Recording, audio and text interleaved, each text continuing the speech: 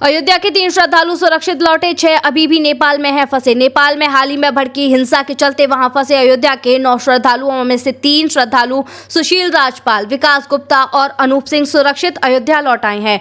नेपालगंज मार्ग से भारत लौटे इन श्रद्धालुओं का स्वागत उनके परिजनों और स्थानीय लोगों ने बेहद गर्मजोशी से किया।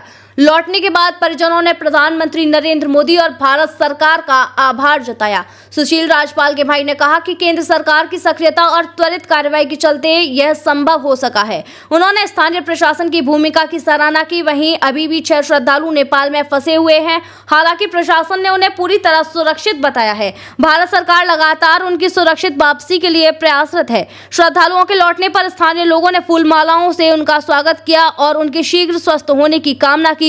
परिजनों ने उम्मीद जताई है कि बाकी बचे श्रद्धालु भी जल्द सकुशल घर लौटेंगे। हर हर महादेव। बाबा की अतुलित कृपा, बाबा की दया दृष्टि हमेशा बनी हुई थी।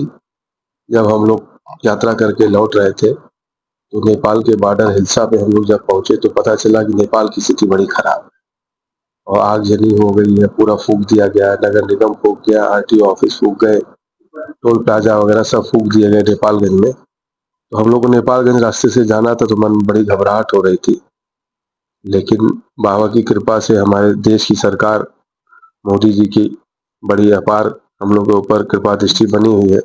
हम लोगों ने पीएमओ ऑफिस में फ़ोन किया, एम्बेसी में फ़ोन किया, तो उन्होंने जो है हम लोग को आश्वासन दिया कि आप किसी भी तरीके के लिए घबराइए नहीं, आपकी पूरी व्यवस्था होगी। लेकिन ऊपर वाले की कृपा से नेक्स्ट डे नेपाल सरकार ने आपस में ही कुछ सहमति बनाई, आर्मी को टेक ओवर किया।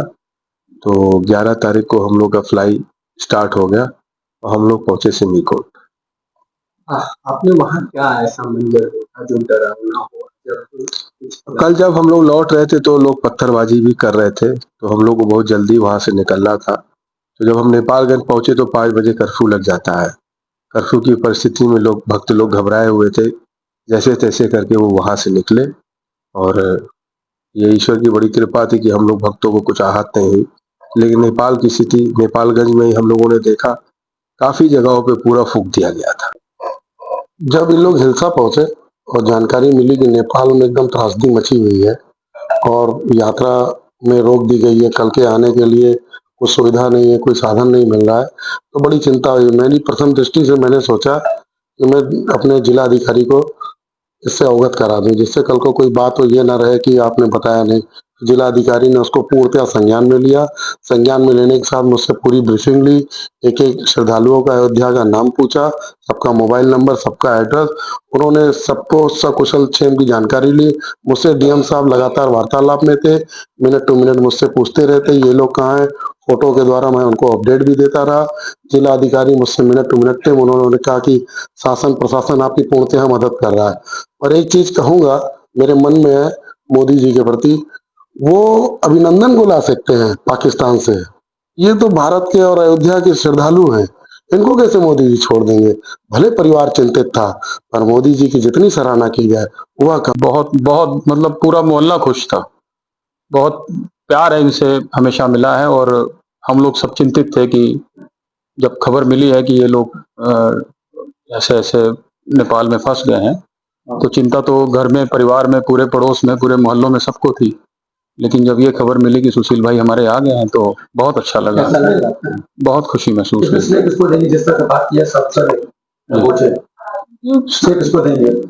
बाबा जी से लेके हर हर महादेव जी से लेके आगे गवर्नमेंट को भी है, जिन्होंने पूरा सहयोग करके अपने अपने भक्तों को, अपने अपने बच्चों को घर भेजा है।